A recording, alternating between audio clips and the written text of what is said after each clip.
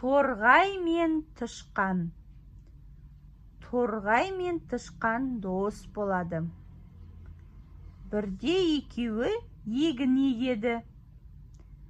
Тышқан жерді аяғымен қазады, торғай тұмсығымен шоқиды. Екеуі сөйтіп дән себеді. Егін өте жақсы шығады. Торғай мен тышқан бидайды жинап алады. Енді екеуі жинаған бидайларын екіге бөледі. Сол кезде бір бидай артылып қалады, көп болып қалады. Әлгі бидайды қалай бөлу керек? Қайсысы алады? Осыған жауап таппайды. Себебі екеуін де алғысы келеді. Сөйтіп олар бір-біріне ренжиді. Тіпті торғай тышқанды тұмсығымен шоқып алады. Ал тышқан тырнағымен тырнайды.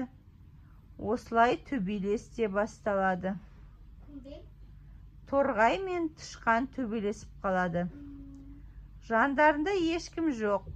Тышқан мен торғай төбелестен әбден шаршайды. Екеуі енді өздерінің билеріне бармақ болады.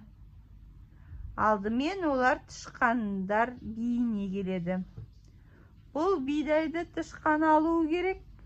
Өйткені тышқанның күші көп. Ол тырнағымен жер жыртып, ұртымен бидай септі, дейді тышқандар биі. Бұл шешімге торғай келіспейді. Енді олар торғайлар биіне келеді. Торғайлар биі: бұл бидайды торғайдікі. Себебі торғай егінге түскен барлық құрттарды тазалады. Күніге үстіне ұшып жүріп, егінді күзетті, дейді. Бұған тышқан келіспейді. Енді торғай мен тышқан қой бағып жүрген бір шалға келеді. Шал дәнді бірде екі бөлікке бөліп береді.